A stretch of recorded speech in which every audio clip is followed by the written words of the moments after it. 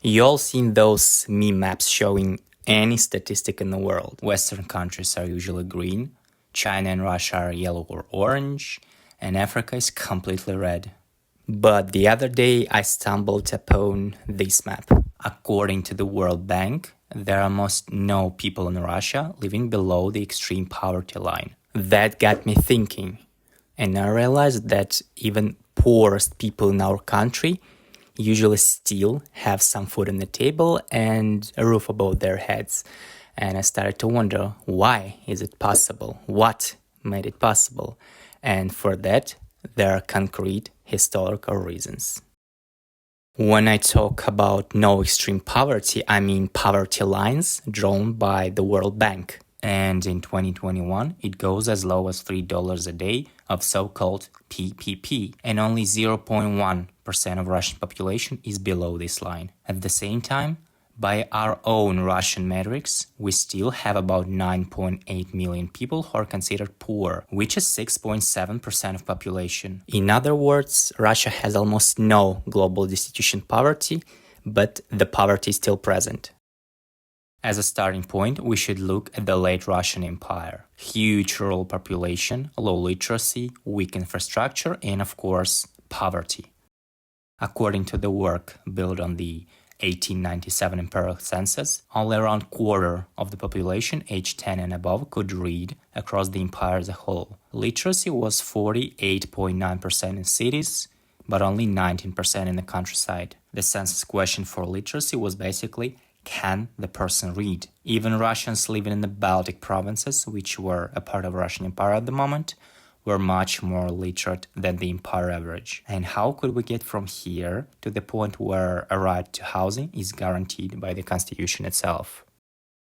The search for the answer begins in the early Soviet era. After the revolution, the civil war, and the new economic policy period, the Soviet state launched forced industrialization using the 5-year development plans, starting 1928. The Soviet state mobilized every resource it could to build the assets that mattered for modernization. Factories, railways, machinery, power plants, industrial cities, mass education, and basic healthcare infrastructure. Economic historian Robert C. Allen argues that USSR should be understood not only as a failed communist experiment, but also as one of the most successful development economies of the 20th century, because it rapidly moved from a poor agrarian economy to an industrial, urban, and educated society.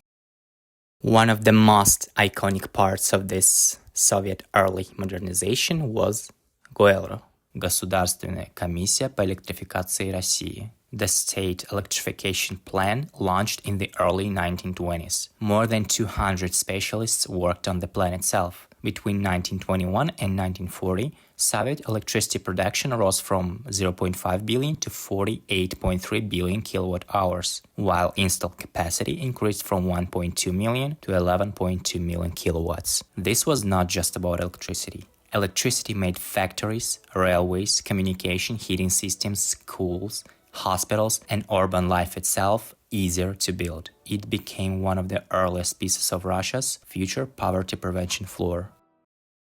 After World War I, the revolution and civil war, Russian railway systems were badly damaged. So, in 1920s, one of the urgent tasks was to restore railroads, bridges, locomotives, and freight movement across the country. Heavy industry created enormous transport demand. Railways become part of the basic infrastructure that made industrialization possible. Without them, factories, cities, and food supply chains could not function at scale.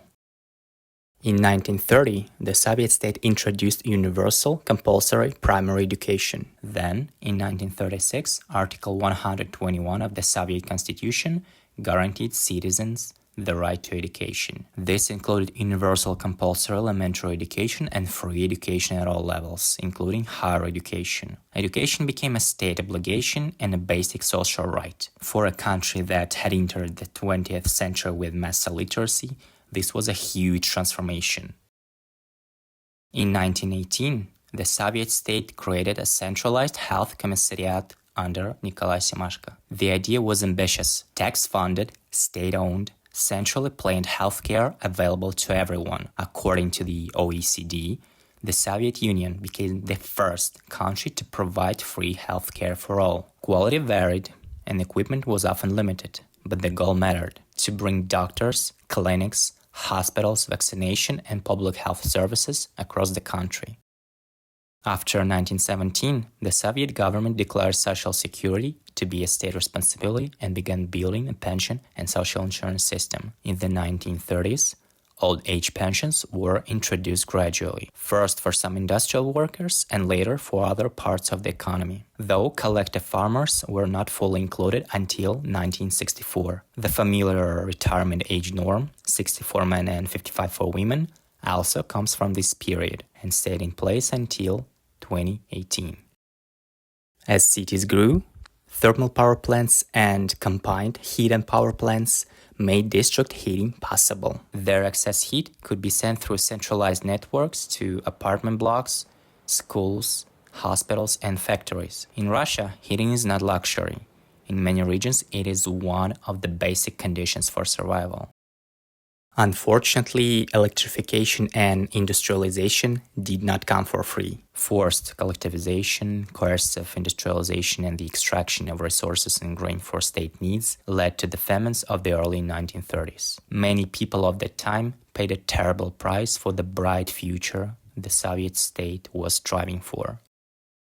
After World War II, the country was pushed back in development yet again. But in the following decades, it went through another period of growth and reconstruction. In 1955, the Soviet state launched a mass housing campaign with the goal of providing housing for everyone. Many citizens still ended up on long waiting lists, and the apartments were often small and basic. But by the end of Khrushchev rule, more than 80 million people had moved into new apartments. And in 1977, Article 44 of Soviet Constitution stated, citizens of USSR have a right to housing. With mass housing construction, water systems also developed significantly. By 1990, more than 90% of urban housing in the Russian Republic had plumbing, sewerage, and central heating. By contrast, back in 1913, more than 80% of urban housing in Imperial Russia consisted of 1- or 2-story wooden houses without running water or sewerage. Universal education continued to expand. 7-year education became compulsory by 1956, 8-year education by 1958, and by 1977, free universal secondary education was enshrined in the Soviet Constitution. By the end of the Soviet era, only about 2% of the USSR population aged 15 and above was counted as illiterate. Healthcare also expanded. The USSR had 155,000 doctors in 1940 and 1,170,000 by 1985, while middle medical personnel grew from 472,000 to 3,160,000. This focus on scale was central for the Semashko model: basic healthcare for as many people as possible across the whole country. After World War II, the Soviet welfare system expanded through old age pensions, disability pensions, and survivor pensions. It established guaranteed state pensions, funded from all union resources, with unified eligibility rules, retirement ages, work record requirements, and pension formulas that gave some advantages to low-paid workers. The biggest reform came in 1956 and 1964. The 1956 law expanded and regularized pensions in the urban economy, simplified payments, and raised benefits. The 1964 law finally extended state pensions to collective farmers, who had previously been excluded from the state pension system. And in the 1977 Soviet Constitution, Article 43, formally guaranteed citizens material security in old age, illness, disability, and loss of a breadwinner. For preventing extreme poverty, this was crucial. The system was not perfect, but it created mass inclusion in basic social protection. By the late Soviet period, the floor was already broad, and pensions became one of those most important tools against destitution. The system built over decades did not eliminate the hardships of Soviet lives, but those systems covered basic needs at the survival level. In the 1990s, Russia went through another national trauma. After the Soviet Union collapsed, many people lost stable income, savings were destroyed by inflation, production and logistics broke down, and the country entered a period of lawlessness, organized crime, and political turbulence. Sudden price liberalization pushed large parts of the population below the domestic poverty line. In 1992, poverty jumped to 33.5%. But the collapse of the Soviet Union did not fully translate into the World Bank-style destitution. Russia inherited not only factories and army bases, but also electric grids, district heating networks, schools, clinics, pensions, and a huge urban housing stock. People lost real incomes, but they still had apartments, electricity, heating, schools, healthcare, and pension rights. Enterprises also continued to function as informal social protection. Instead of firing workers outright, manufacturers delayed wages for months, paid people in goods or food stamps, and kept workers formally attached to their jobs. It was painful and often inefficient, but somehow it kept parts of the economy alive and prevented many households from falling into further destitution. The 1998 financial crisis was another major blow. According to the World Bank, after the crisis, 4 out of 10 Russian citizens slipped into the poverty. Yet even then, the inherited Soviet social floor helped prevent a total descent to extreme poverty. The system was weak and chaotic, but the country still managed to avoid total social collapse. In 2000, Vladimir Putin inherited country still recovering from deep social crisis, with official poverty around 30%. By 2012, it had fallen to about 12%. His first 2 presidential terms from 2000 to 2008 often remembered in Russian as жирные нулевые or сытые нулевые, which means well-fed 2000 or fat 2000, and of course, a period of stability. After a case of 1990s, it was a major relief for regular Russians. Real wages grew, the job market recovered, inflation slowed, the pensions were paid more regularly, and states started to function more predictable. Rising oil and gas prices brought extra revenue into the country, helping finance wages, pensions, public spending, and macroeconomic stability. People began to consume again, and living standards visibly improved. According to the World Bank, more than 30 million people left poverty during this period. In 2007, Russia introduced maternity capital, a family support program for improving demographics. For the birth of second child, family receives 250,000 rubles, which could be used, more importantly, to improve housing condition. It strengthened the Soviet-led system, the social floor, even further. In short, in 2000, Russia shifted from chaotic survival and unstable income flows to more predictable wages, pensions, benefits, and consumption were layered on the top of Soviet inherited floor.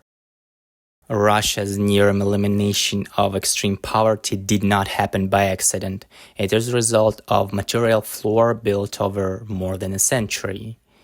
Late imperial modernization, Soviet industrialization, GOELRO, electrification plan, universal literacy, mass schooling, public health care, public housing, district heating, pensions, and later, post-1998, recovery in wages and social transfers. The Soviet period built a hard infrastructure and basic services. The post-1998 recovery monetized that inherited floor through rising wages, pensions, benefits, and more stable labor market. Electricity, heating, water systems, clinics, you name it. It's all lowered the cost of basic survival and protected many families from destitution. It does not mean that Russia solved poverty. It means that that basic floor is still there. Electricity, schools, healthcare, pensions, it all works. This floor does not guarantee good life for everyone. It protects you from falling into total destitution in the worst form of poverty. Goyleru gave the country electricity. Simashko gave it public health. Khrushchev era mass housing gave it walls. Water, sewer systems, schools, pensions, and wages gave those walls modern life. This is the legacy previous generations left behind. Our task now is to protect it, repair it, and build something better on top of it. Thank you for watching.